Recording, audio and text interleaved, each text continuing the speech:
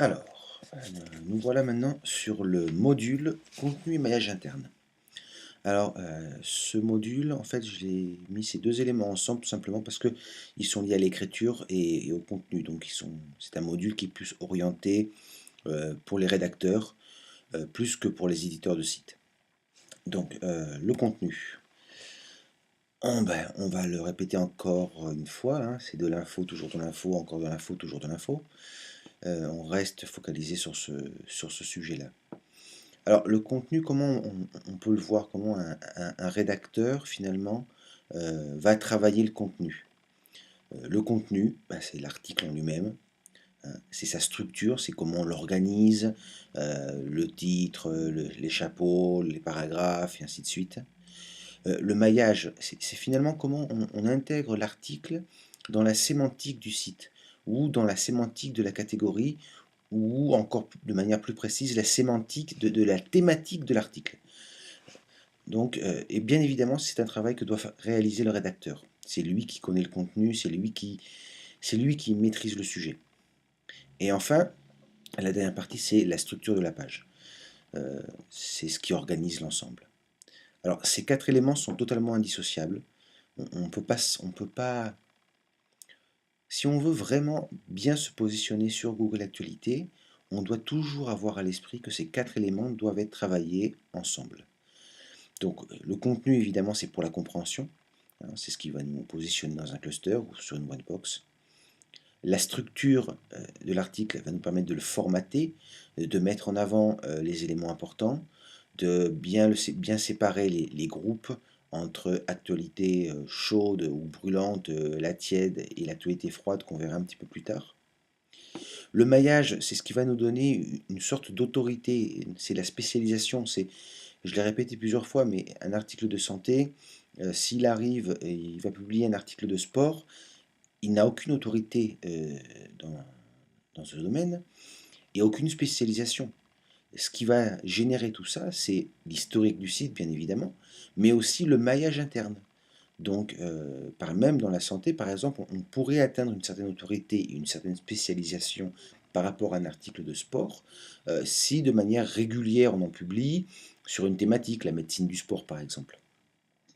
Ce qui pourrait vous faire ressortir sur des thématiques, dans une catégorie qui n'est pas vraiment la vôtre, mais si vous étudiez le sujet de temps en temps, le maillage interne sera l'élément fondamental qui vous permettra de vous positionner. Et la structure de la page, c'est bien évidemment tout ce qui va mettre en, mettre en place ce puzzle qui va optimiser l'ensemble. Alors, l'élément important, ça reste la spécialisation du contenu. Donc un site spécialisé sur une thématique, ou si on est généraliste, une catégorie.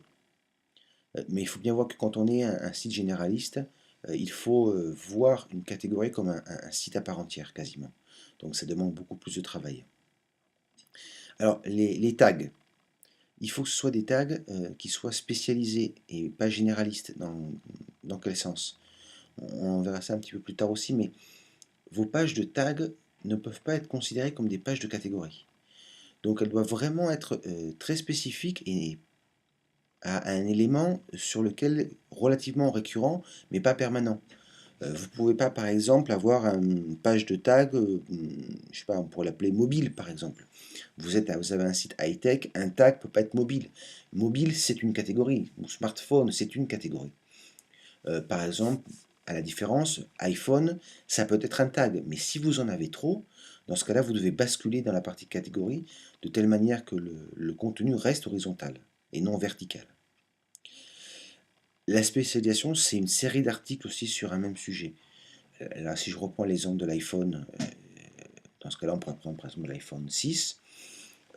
Vous avez écrit donc une série d'articles sur l'iPhone 6, et il est évident que Google a quelque part dans sa mémoire ces éléments-là qui font de vous un spécialiste de cette thématique. Et vous allez renforcer donc cette spécialité sur cette thématique par le maillage interne. C'est ce qui va vraiment légitimer cette spécialisation. Donc, le grand classique, on en a parlé plusieurs fois déjà, c'est le site thématique versus le site généraliste. Un site généraliste, c'est une somme de sites thématiques. Et le TrustRank général versus le TrustRank spécialiste, c'est un petit peu la même chose.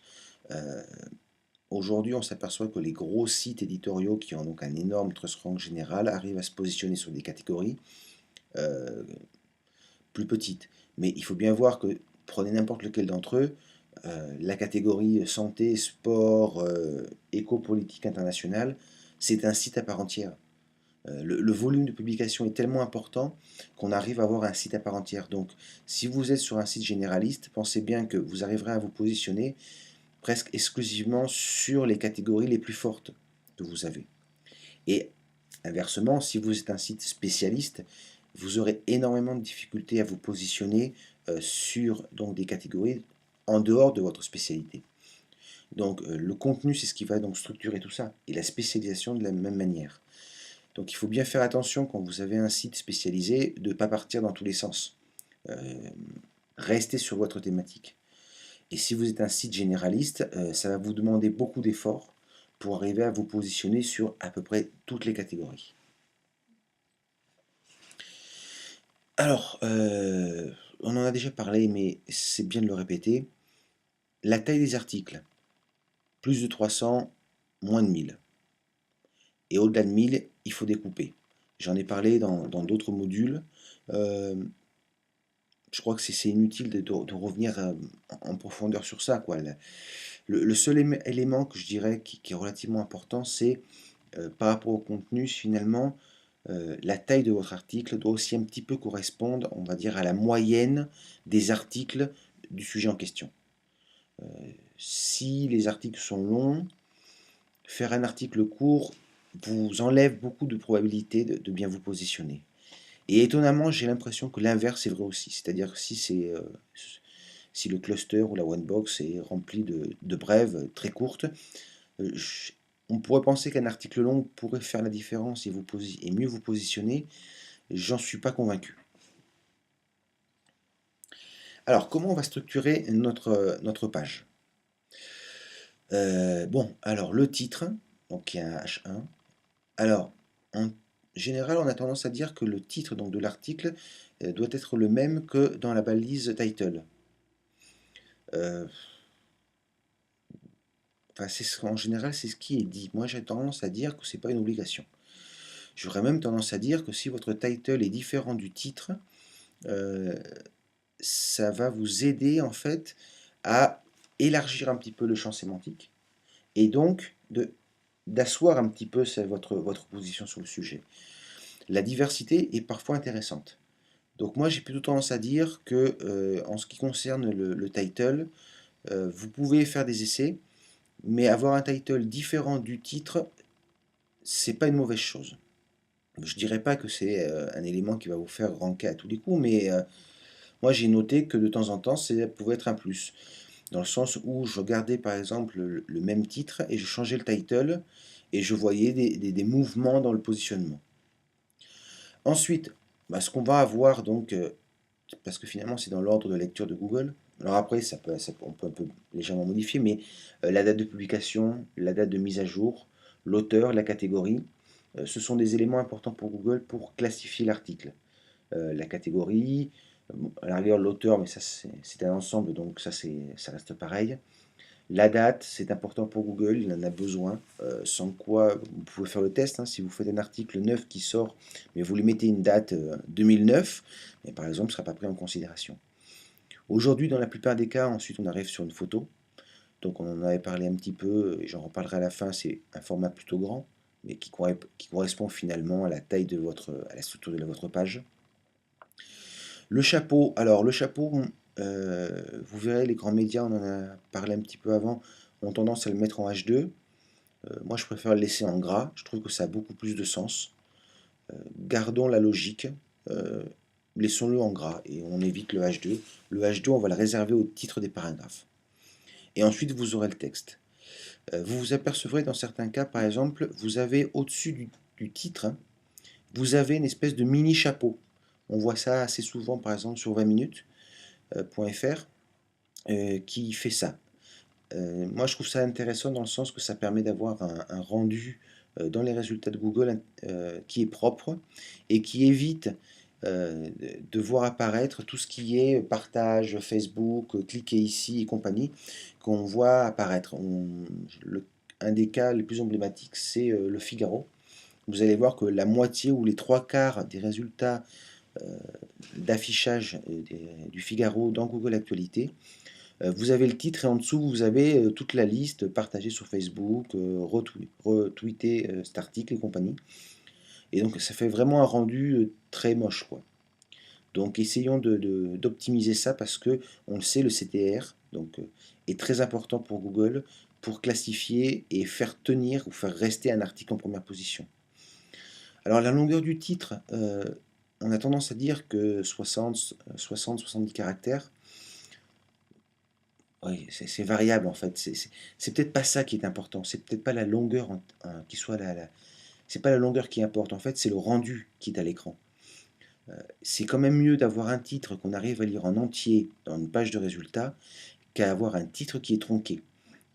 Si il est lu dans son entier, il est beaucoup plus incitatif qu'un titre qui est coupé, sachant que finalement le titre a relativement peu d'impact dans le positionnement, à la différence donc dans l'index classique où on sait que la balise H1 est très très importante. Dans le cas de Google Actualité, finalement, c'est ce qui contextualise l'article. Le plus important est dans le texte, dans Google Actualité, pas tant dans le titre. Donc le titre, c'est celui qui contextualise, c'est celui qui va vous placer dans la one box, c'est lui qui va vous placer dans les résultats de Google News. Donc faites un titre finalement qui rentre, qui se voit en entier. Et si ponctuellement ça est un peu à rallonge, ça ne va pas avoir un impact sur le positionnement. Il en va de même du chapeau, c'est en gras. Bon, ben, faites pas la moitié de l'article en gras, quoi. 3 à 4 lignes, c'est ce qui correspond. Et ensuite, vous avez donc votre texte avec ces paragraphes qui sont en H2. Ça, c'est ce que j'appellerais, je dirais, une structure d'article qui est cohérente, qui est facile à lire pour Google, rapide et qui est multiformat. Pensez aussi aux utilisateurs. Alors là, j'ai pris l'exemple de 20 minutes, je l'avais déjà pris dans un autre module, parce que, sincèrement, on a tendance à les critiquer sur la qualité de leur contenu, ce qui n'est pas entièrement faux, mais par contre, en termes de structuration du contenu, moi, je trouve ça très très bien. Et comme vous voyez, ils ont donc un double... On a un petit chapeau en haut qui est en gras, parfois ils le mettent en H2, caché, mais bon. C'est ce qui va faire que le rendu va être très très bon dans Google Actualité. Vous voyez le titre, lui, est un peu long, mais il a du sens. Ensuite, la légende de l'article par rapport à la photo, essayez de la mettre. Ça va, en général, ça peut vous donner aussi une possibilité de faire un espèce de mini résumé, ça recontextualise très bien l'article. Donc c'est des petits plus comme ça qui aident à bien encadrer l'article. Et ensuite, vous voyez bien, donc on le voit, la date de publication, la date de mise à jour. En général, le premier paragraphe qu'on voit ici, hein, la commission de déontologie et compagnie, ça, c'est très souvent du H2, mais ils changent quand même, ils ont changé récemment leur mise en page, et je suis plus certain que ce soit du H2. Et ensuite, donc, on voit donc le texte, et avec les sous-titres qui sont en H2, par contre. Donc on est bien dans une structure cohérente et qui en plus a un rendu sur Google Actualité qui est très bon. Et on s'aperçoit que dans la première partie finalement, où on a un petit chapeau, on a un titre et on a une légende, ces trois éléments contextualisent vraiment l'article. Donc pour Google, tout de suite on sait de quoi on parle. Après, on sait très bien, Google ne sait pas lire. Il va chercher des mots-clés, des expressions, il va à peine reconnaître le duplicate content, mais ça va s'arrêter là. Donc si dès le départ, vous arrivez à lui montrer que vous êtes bien dans la thématique, vous avez fait la moitié du travail. Et ensuite, si l'article est bien contextualisé, enfin, est bien structuré, c'est encore mieux. Alors, l'article. Comment on va écrire un article? On va pas tout changer, seulement on va avoir une orientation. Ça ne va pas énormément changer le résultat final. On va pas demander à votre rédacteur, ou si vous êtes rédacteur, je ne vais pas vous dire oubliez ce que vous avez appris, repartons à zéro. Pas du tout. Par contre, on reprend un petit peu l'image qu'on avait avant, c'est que dès le début, on doit parfaitement contextualiser l'article. Et ça, c'est valable pour Google Actualité, mais pour le lecteur aussi. Dès le début, entre le chapeau, le titre et la légende de la photo, on doit presque tout savoir de l'article. Et ça, pour Google, c'est le plus important. Et vers la fin, on aura toujours le moins important, ce qui finalement est l'information périphérique. Donc, le chapeau et l'introduction, c'est le plus important. On va l'écrire en dernier. Ça, c'est un truc, je ne dis pas qu'on a appris à l'école, mais pensez que cherchez votre titre, cherchez votre chapeau, cherchez la légende de votre article. Euh, Quand vous avez fini de rédiger l'article, regardez ce qu'ont fait les autres, regardez les autres titres, euh, par exemple, et évitez de mettre le même titre qu'un autre article d'un autre site. Euh, la duplication du titre, par exemple, est rédhibitoire en termes de positionnement, ou presque. Donc, terminez votre article, allez voir le cluster, allez voir la one box, et voyez ce qui a été mis comme titre et comme chapeau. Étant donné que ce sont des blocs qui sont courts, bien souvent ça se répète. Donc c'est vraiment important de se différencier de ce point de vue-là et de ne pas faire du copier-coller sans le savoir en plus, hein. Donc si vous avez une optique donc OneBox, les mots-clés doivent être à l'intérieur du titre. Plus il est plus il est au début, mieux c'est. Donc le grand classique, hein, ça peut être mots-clés, deux points et le titre de l'article. C'est un petit peu bourrin, mais si vous avez cet objectif-là, euh, il faut l'être un petit peu. Alors, on en reparlera dans le maillage, mais les liens que vous allez mettre dans votre article, l'idée, c'est toujours de les mettre le plus haut possible. On va en répartir un peu partout dans l'article, mais dès le début, il va falloir mettre un lien ou deux. Et on verra bien quel type de lien il faut mettre à cet endroit-là. Donc, la légende, c'est pareil, hein, c'est un moyen aussi de placer des mots-clés ou des expressions. Ça recontextualise encore mieux l'article par rapport à Google News. Et une bonne photo plus une bonne légende, c'est un vrai boost pour se positionner. Euh, la photo unique, je vous expliquerai un petit peu plus bas comment on y arrive, mais comme Google, en fait, entre guillemets, sanctionne des titres trop similaires ou même des titres identiques, une photo qui n'est pas unique, qui est répétée par rapport à un même cluster ou une même one box, va vous faire descendre. Vous pouvez le vérifier. L'article qui est en première position a en général une photo qui est unique. Donc il faut se creuser, il faut passer 5 minutes à chercher une photo unique. Alors, le corps de l'article. Donc on l'a dit un petit peu avant, c'est du plus important au moins important. Pourquoi? Parce qu'à mon sens, Google ne lit pas l'article en entier. Ça, j'ai pu le constater. On le constate surtout par rapport à la one box, par exemple. Si votre article, il va lire, pour moi, il lit presque les deux tiers, parfois même pas plus loin que la moitié.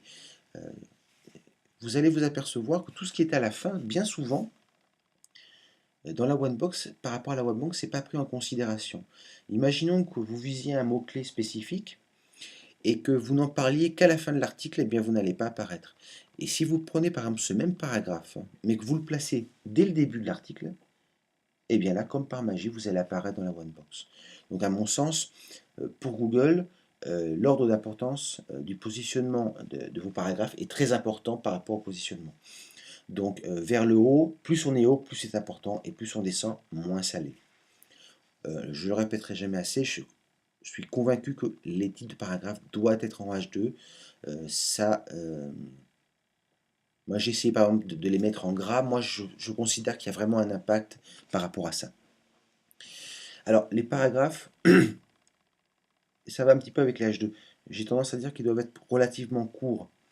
Euh, Tous les 200 mots, un truc comme ça, je dirais. De telle manière qu'il y ait relativement, entre guillemets, beaucoup de H2.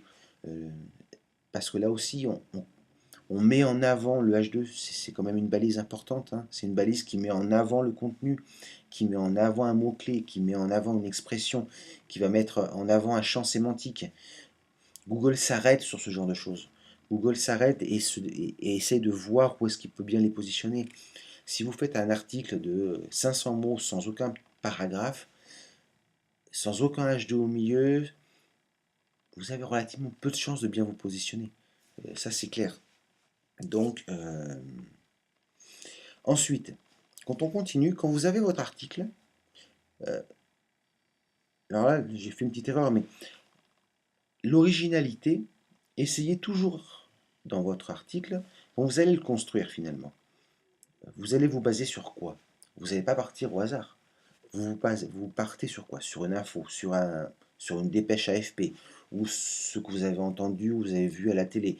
Euh, L'info en elle-même, quand vous la recevez, elle a déjà une structure. Cette information, quand elle est sur Google, on en a parlé un petit peu avant, c'est quand je dis parler de s'il n'y a que des brèves ou s'il n'y a que des articles de fond, essayons de suivre la tendance. C'est un peu la même chose. Grosso modo, la base, ça reste l'article, la dépêche AFP dans 90% des cas. Donc votre article doit avoir l'ensemble des éléments fondamentaux de la dépêche AFP. Ce qui est intéressant ici, c'est de placer un paragraphe qui soit à vous, qui fasse votre propre originalité. Et ce paragraphe doit être relativement haut dans le texte, pas à la fin. On sait qu'à la fin, Google n'y va presque pas. Donc ça se perd un peu. Donc on perd un peu de cette prime à l'originalité. Donc votre bloc original, on va dire, placez-le au début. Deuxième paragraphe, par exemple. Euh, si ça a du sens, bien évidemment, mais c'est votre touche perso, c'est un angle différent, c'est une manière de voir les choses. Il y a une prime à l'originalité si et seulement si vous respectez la structure globale de l'actualité. Ne partez pas d'un autre côté, sinon vous serez tout simplement pas pris en considération. Donc pour résumer, je dirais c'est vous avez la dépêche AFP ou l'article de référence.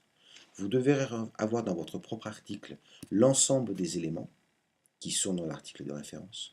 Et idéalement, vous allez avoir un bloc, un paragraphe qui est à vous, placé, je dirais, le plus haut possible, qui donne une originalité, une touche personnelle à votre article.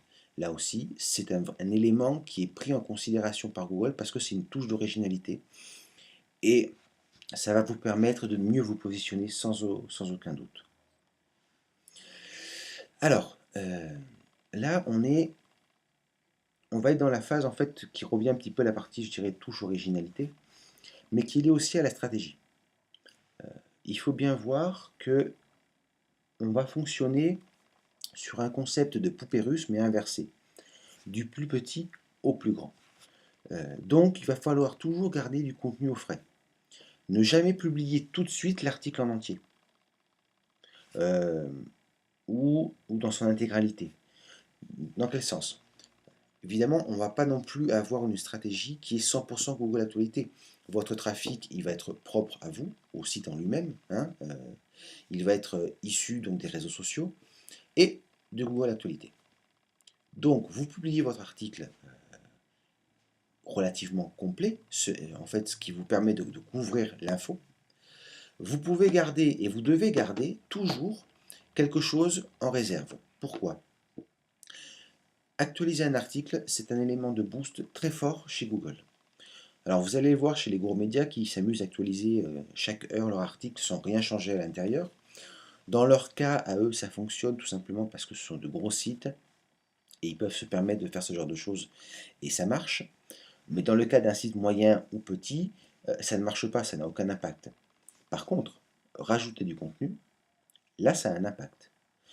Changer votre chapeau, changer votre titre, changer vos paragraphes, ça a un impact.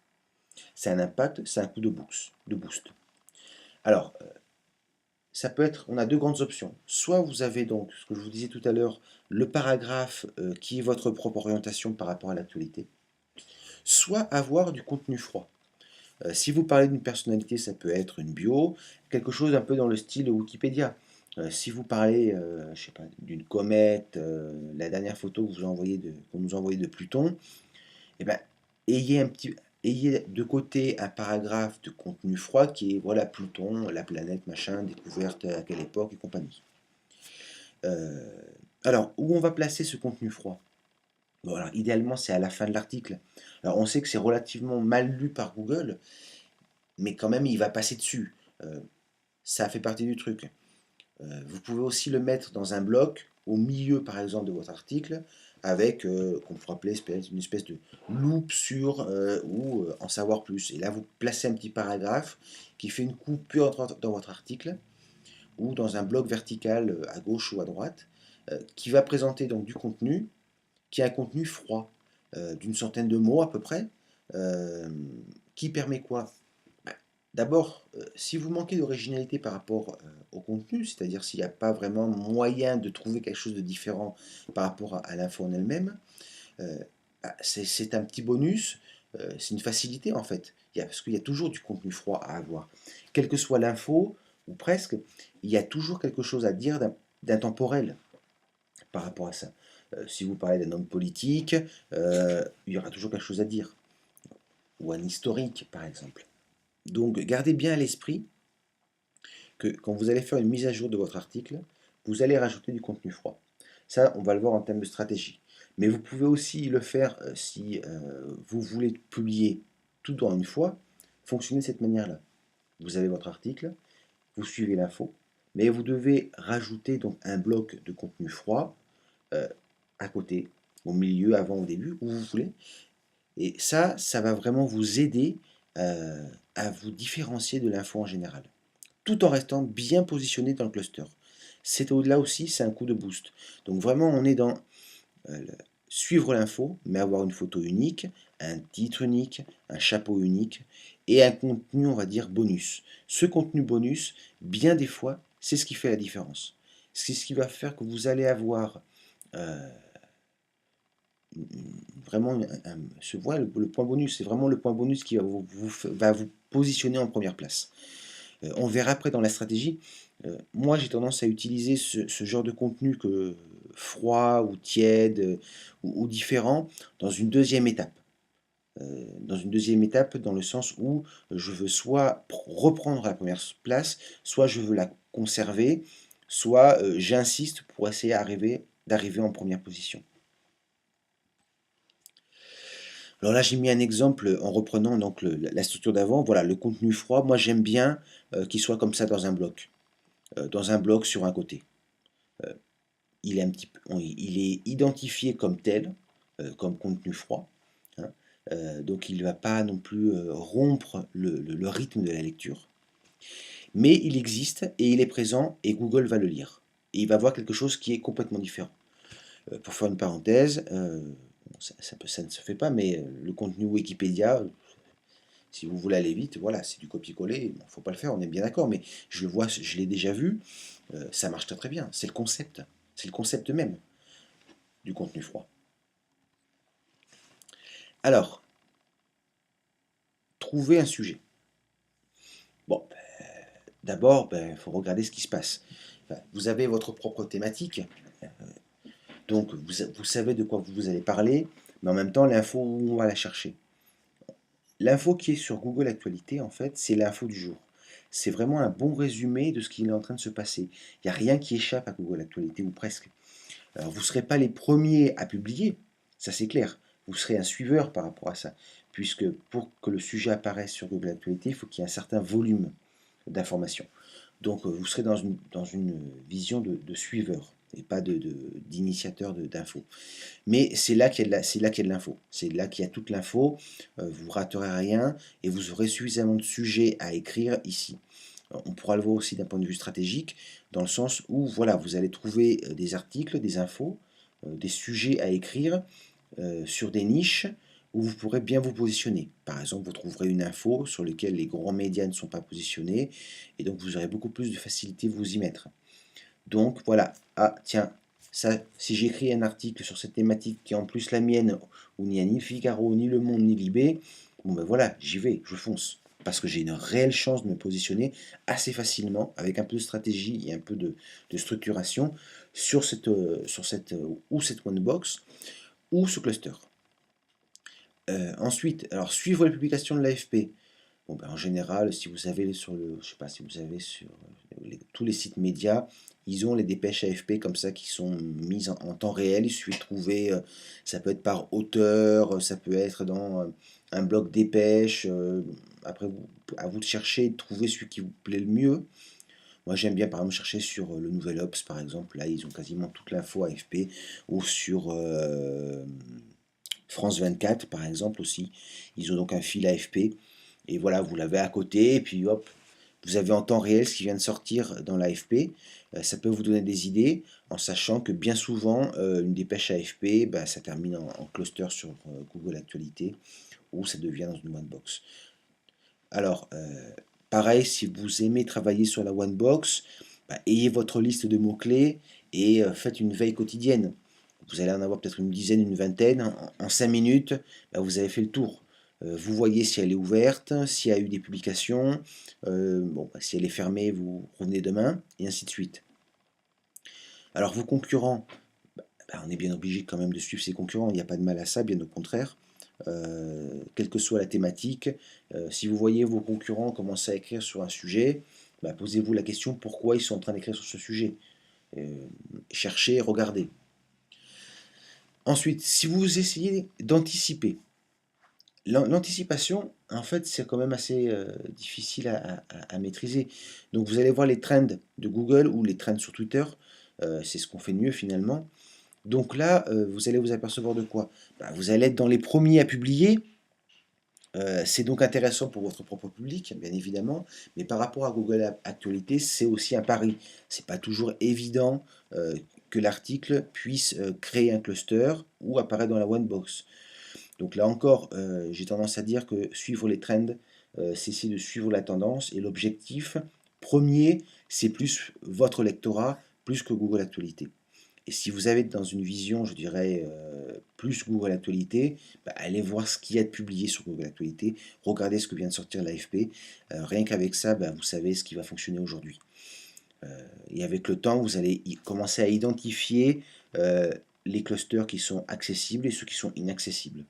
Donc bien évidemment, les accessibles, c'est ceux où on peut penser qu'aucun des grands médias ne va aller s'installer dessus, tout simplement parce qu'il n'y a pas de dépêche AFP. Euh, Quand vous voyez un cluster ouvert qui apparaît, ou une one box qui est ouverte et qui n'est pas traitée par l'AFP, vous allez vous apercevoir que ça va limiter énormément le nombre de publications. Bien des médias finalement ne cherchent pas grand-chose. Ils utilisent l'AFP et réécrivent dessus. Donc s'il n'y a pas de dépêche AFP, considérez cette one box ou ce cluster comme une niche. Et si c'est une niche, elle est parfaitement accessible, j'aurais tendance à dire, pour n'importe quel site. Avec un bon article, un bon maillage interne, je suis presque convaincu que presque tout est accessible pour presque n'importe quel site. Sauf si la thématique est vraiment trop éloignée de la vôtre. Mais sur votre propre thématique, dès qu'il y a une information qui n'est pas traitée par l'AFP, vous devez sauter dessus. Ça, je dirais tendance à dire que c'est une règle de base. Donc, le suivi de ce qui se passe autour de vous est fondamental pour avoir un bon positionnement et générer du trafic. Alors, pour conclure cette partie, parce que je ne vais pas vous apprendre comment écrire, parce que finalement, le rédacteur, c'est lui, c'est vous, le professionnel. Moi, je suis un très mauvais rédacteur, c'est pas du tout mon...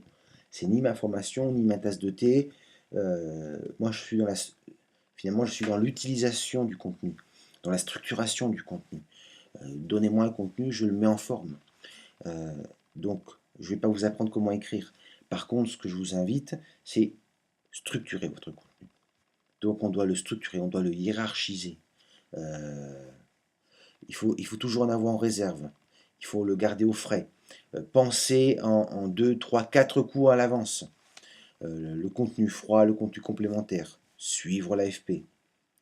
Essayez de rajouter une touche d'originalité, c'est ce qui peut être le point bonus, sans avoir un article qui soit 100% original, dans le sens que vous allez traiter un sujet, mais vous allez aller à l'opposé de ce que tout le monde a écrit, bah, ça ne va pas marcher. Ça ne marche pas.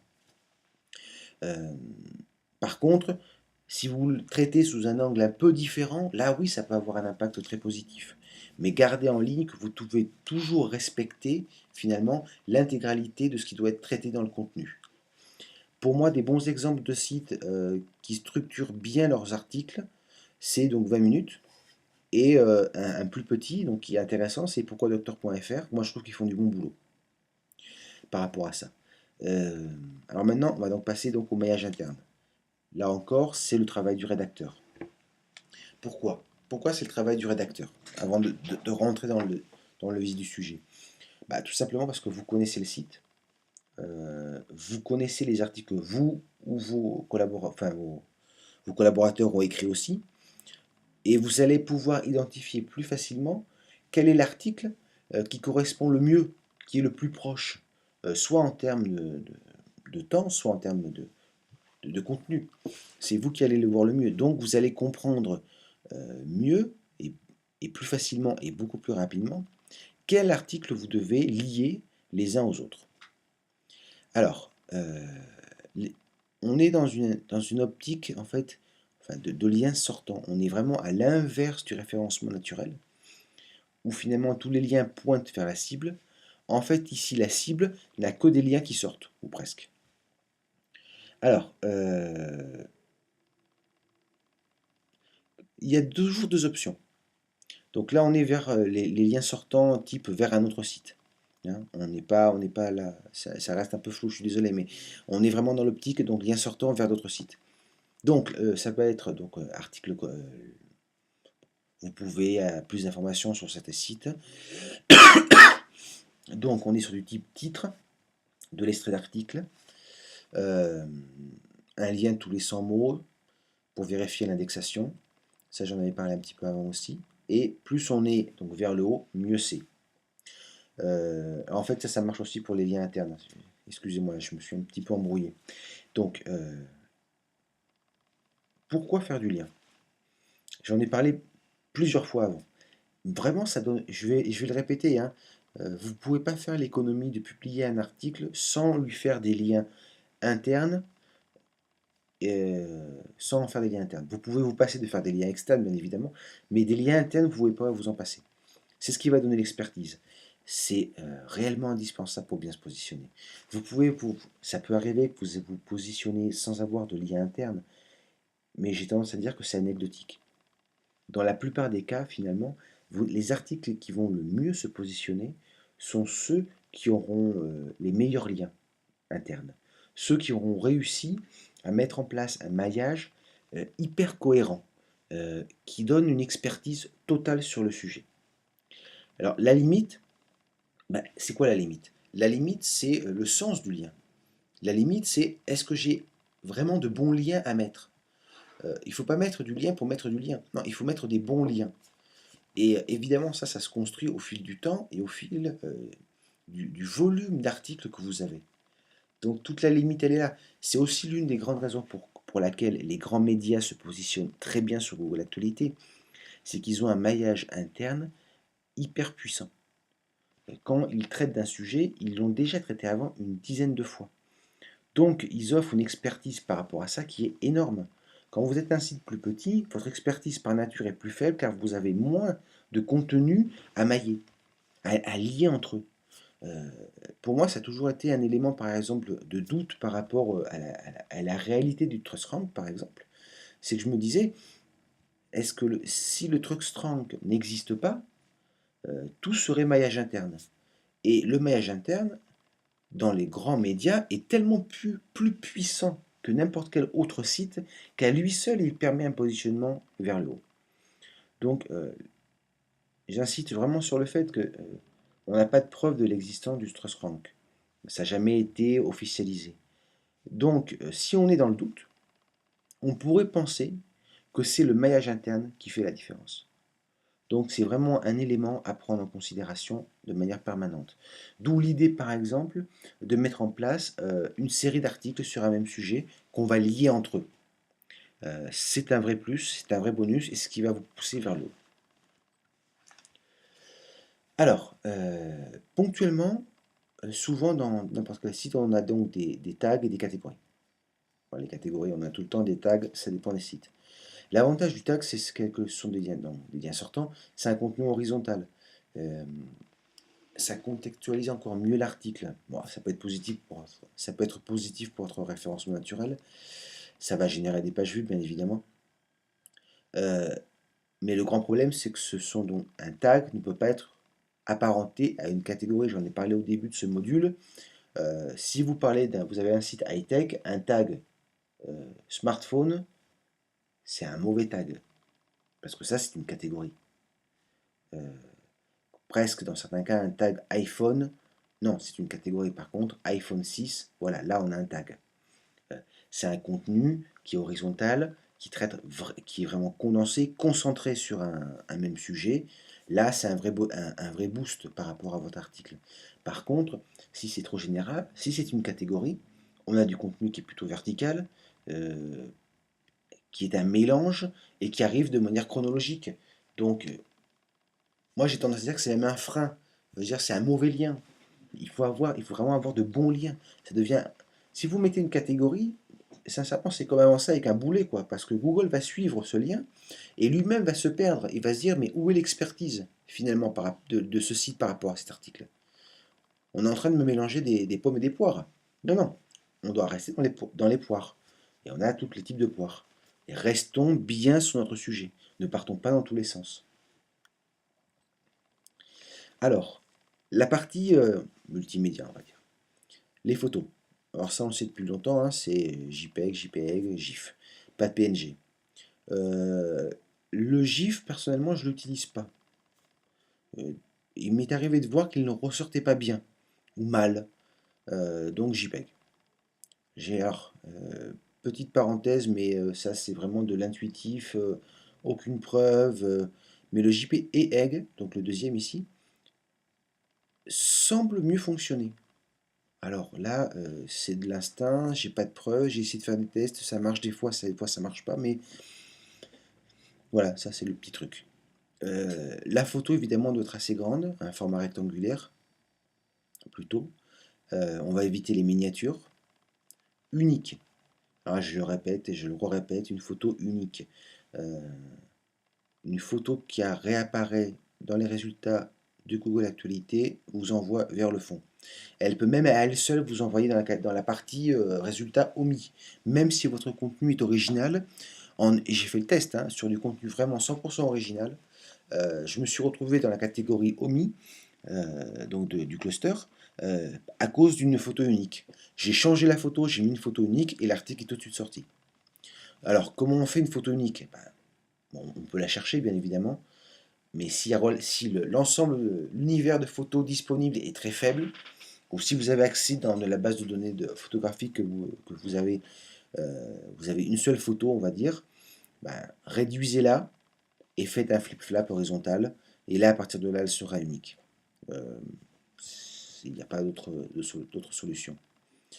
Alors, on va éviter tout ce qui est galerie de photos en début d'article. Tout simplement parce qu'en fait, regardez le code source un petit peu de votre carré de photos. C'est pas lié, c'est pas parce que Google n'aime pas les photos. C'est seulement que dans l'affichage pour Google, la galerie de photos, en fait, c'est une liste.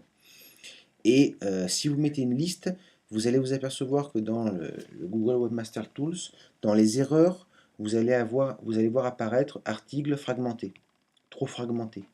Donc, c'est pas le problème de la photo, c'est comme commencer un article par une liste d'éléments, ça va avoir exactement le même résultat. Donc, tout ce qui est galerie de photos doit être placé à la fin de l'article, le plus bas possible. Donc, une photo, oui, au début, ça c'est très important, mais la galerie de photos à la fin. Alors, bien évidemment qu'une bonne photo, ça a un impact ça a un impact sur le ranking, sur le CTR. Ça va vous faire durer, ça va vous faire remonter parce que la photo est vraiment unique. Moi, j'ai vu des cas, par exemple, où eh bien, les articles avaient tous des photos très très similaires et j'ai mis une photo qui n'avait absolument rien à voir avec le sujet, mais elle était tellement différente que ça fait remonter l'article.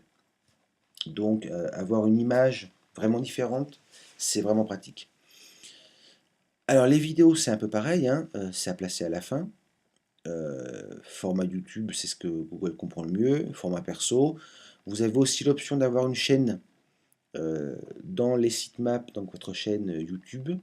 Regardez, et qui va vous faire apparaître de manière différente dans les résultats de recherche. Le bon exemple, c'est ce que fait BFM. Donc allez dans la partie en général écho, bien évidemment, et vous allez aller voir donc que la chaîne euh, YouTube de BFM ressort assez bien. Mais là encore, il faut avoir donc de la vidéo qui soit propre, enfin propre dans le sens, elle est à vous, quoi. C'est vous qui faites les vidéos, donc c'est vraiment quelque chose d'anecdotique.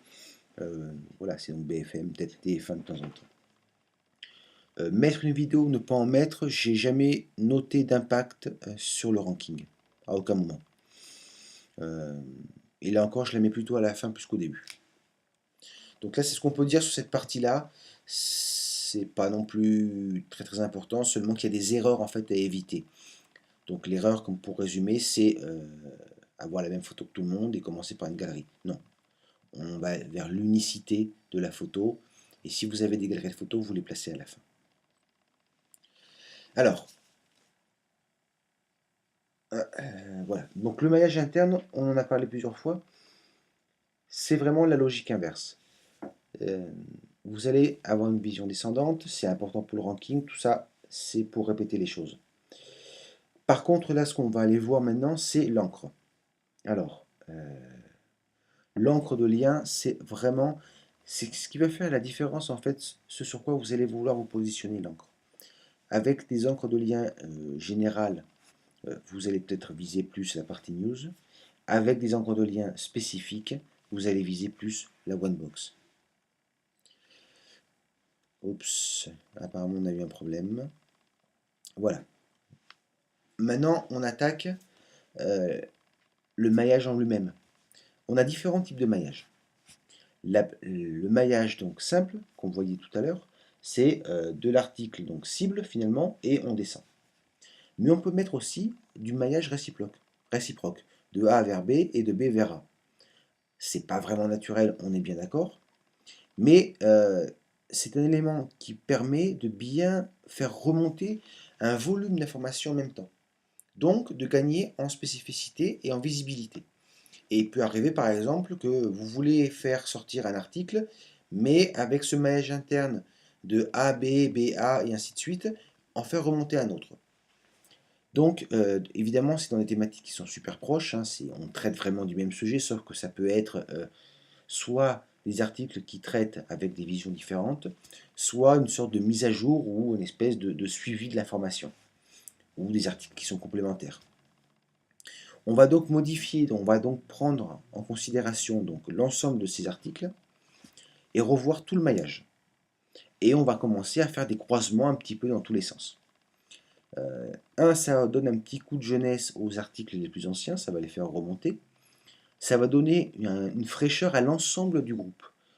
Et donc, vraiment, vous allez donner une image à Google. Et ça marche que ce soit pour la one box ou que ce soit pour la partie actu, hein. C'est vraiment pour les deux. Vous apparaissez comme l'expert qui, en ce moment, est à fond sur l'info, à fond sur cette thématique, et finalement, c'est celui qui le maîtrise le mieux. Puisque, en fait, vous faites des mises à jour. En changeant les liens, vous faites des mises à jour, ça booste tout le monde par rapport à un site qui a publié un article il y a 2 jours, il y a un jour, et ainsi de suite. Euh, il y a une série d'articles, c'est très bien, mais vous apparaissez celui qui a réellement voulu se spécialiser aujourd'hui même en publiant 4, 5, 6, 7 articles, ou même en faisant des mises à jour. Euh, Là encore, c'est très pratique par exemple quand il y a un événement. Sur un événementiel, la sortie d'un produit, je sais pas, ou un discours, je sais pas, quelque chose qui marque l'actualité un jour, un accident, souvent un accident par exemple, euh, publier, faire un ensemble d'articles un même jour et avoir un maillage croisé entre eux, euh, vous allez bien vous positionner quoi qu'il arrive. Parce qu'en plus, vous allez vous apercevoir que vous pensez que c'est l'article A qui va bien se positionner, mais finalement c'est l'article B. Donc vous multipliez vos chances de bien arriver à un résultat très positif. Donc en termes de maillage classique, c'est un peu comme ça. Euh, Avec le temps, bah, je veux dire, vous avez un article qui va avoir 3 liens directs, mais eux-mêmes, quand vous les avez publiés, je sais pas, l'article Connex N1, quand vous l'avez publié il y a 3, 4 jours ou une semaine, bah, sur cet article-là, vous aviez déjà fait des liens de la même manière. Et donc Google arrive et il commence à faire un crawl comme ça. Et qu'est-ce qu'il va voir? Bah, il va voir que finalement, votre article principal, il va avoir 9 articles connexes. Il n'y a rien de mieux que ça pour apparaître comme un spécialiste du sujet et avoir une légitimité et donc donner une qualité, un élément qualitatif à votre contenu. C'est comme ça que Google va finalement décider si votre article est bon ou mauvais. C'est finalement par rapport à son champ sémantique, à l'ensemble de l'actualité que vous avez traité autour. Vous lui donnez vraiment une force et un vrai boost. S'il n'y a aucun lien, si vous coupez article principal mis tout seul, vous allez donc vous exiger à votre article qu'il se soutienne tout seul en fait. Et comme Google n'est pas capable de définir la qualité de l'article finalement, bah, vous lui offrez un contenu sans soutien, puisque c'est pas, Google n'est pas un moteur de recherche sémantique. Donc il ne comprend pas le contenu. Il peut l'analyser, mais il ne va pas le comprendre. Donc vous devez lui donner des éléments qui vont soutenir l'article. Et il n'y a rien de mieux que pour soutenir l'article que des articles connexes, avec un historique et tout un ensemble d'éléments. C'est ce qui va faire votre force. Et j'insiste sur ce point-là, là où on peut penser que le Trust Rank sur Google Actualité n'existe pas, c'est parce que les gros sites ont un maillage interne d'une densité tellement forte que quand ils publient un article, il est poussé, soutenu par peut-être 20, 30, 40, 50 autres articles. Donc ça lui donne, je dirais, une puissance qui est presque sans égale. Euh, et c'est ça qu'il faut prendre en considération dans cette vision de Google Actualité et pourquoi le maillage interne est tellement important. Parce que c'est vraiment le seul élément qui est capable de remettre en doute l'existence du Trust Rank, qui, en termes général, est considéré comme le pilier central du positionnement sur Google Actualité, de la même manière qu'il y a 7-8 ans, le PageRank était un élément fondamental de positionnement sur les résultats classiques. Alors, quand on parle de liens réciproques, vous voyez, ben là, je les ai mis finalement dans un groupe. Nos liens réciproques, eh bien voilà, on va les faire. Alors, j'ai pas fait les liens entre l'article N1 et N2, et ni N2 et N3, mais si vous êtes dans une logique de lien réciproque, eh bien en fait, oui, il faudrait faire un lien avec de N3 vers N2, qui lui-même va vers N1, et pourquoi pas faire du N1 vers N3, et ainsi de suite. On va les croiser un peu dans tous les sens. Là encore, finalement, on va les mettre ensemble pour qu'ils se soutiennent tous plus ou moins et envoyer tout le monde vers le haut. Sachant que, par exemple, nos articles N1, N2, N3 sont eux-mêmes soutenus par leur propre maillage interne. Vraiment, j'insiste sur quand on fait un maillage interne réciproque, c'est que l'unité de temps par rapport à l'actualité est restreinte. J'ai tendance à parler de 48 heures, 72 heures, pas beaucoup plus. Euh, Si on devait être vraiment puriste, entre guillemets, je dirais, on peut faire du maillage réciproque que sur la base de 48 heures. C'est-à-dire, tous vos articles, quand vous faites des liens réciproques, sont encore dans votre sitemap. C'est-à-dire ceux qui vont être vraiment pris en considération en termes d'actualisation.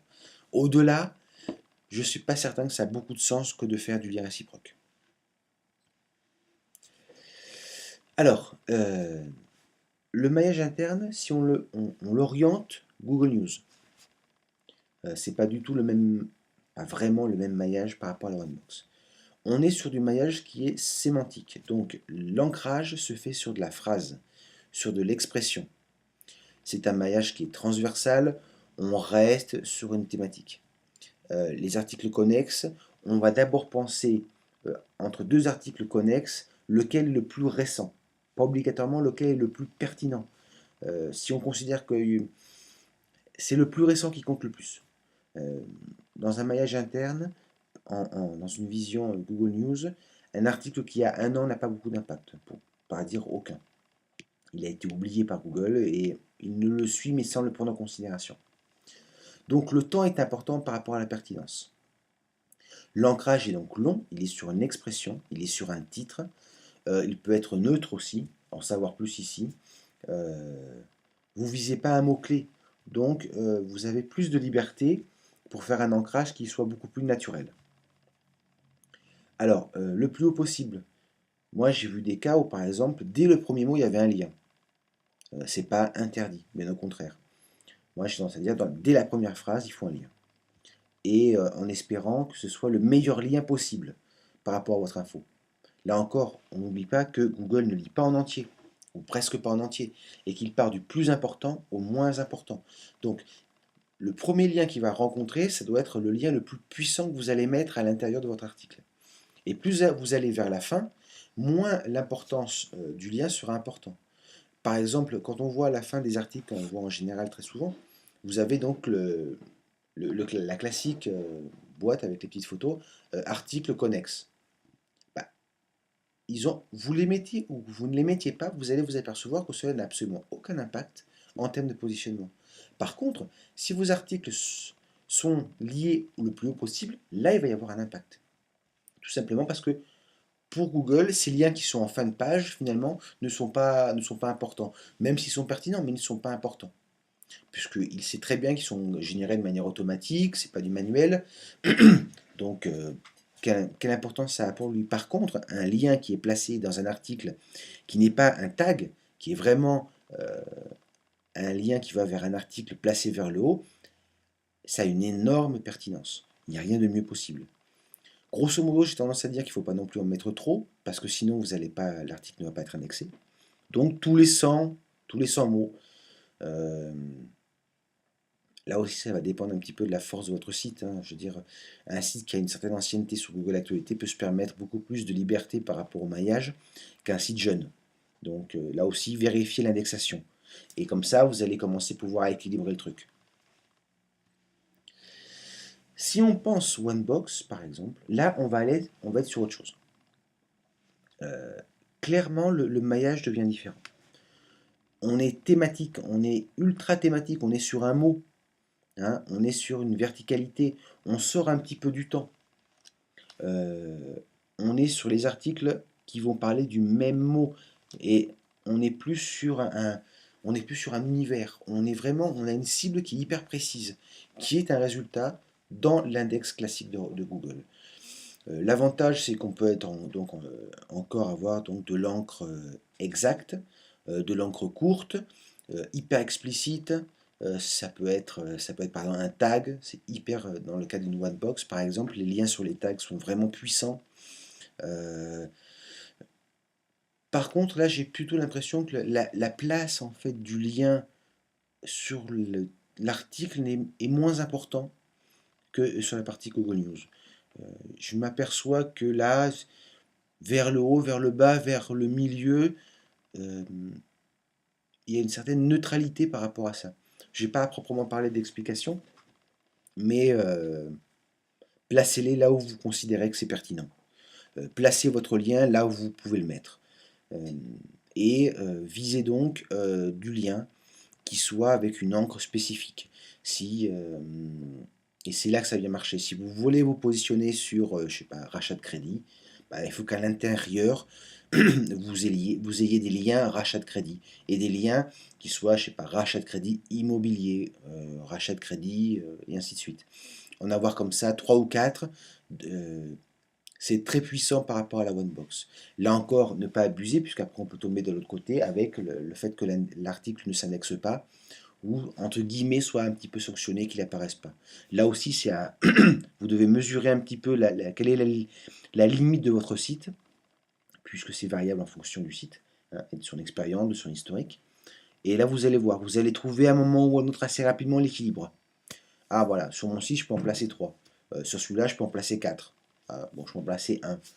Avec le temps, vous pourrez en placer 10 peut-être. Donc soyez patient et toujours essayer de trouver un petit peu la limite par rapport à ça. Mais vraiment, quand on est en termes de one box, on est en termes d'expression, d'une expression qui est ultra précise. Donc il faut la rentrer en termes de maillage interne.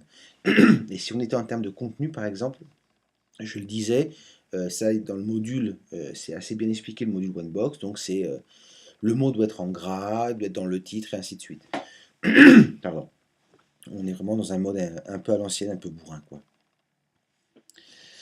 Alors, pour conclure un petit peu tout ça, le maillage interne, c'est ce qui donne du sens à Google.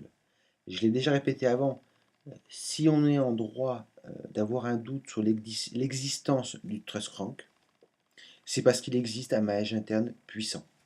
C'est donc un élément fondamental de retenir. Sans maillage interne, sincèrement, se positionner sur Google Actualité, ça relève de la chance. Ou que tout simplement la concurrence, il n'y a rien, quoi.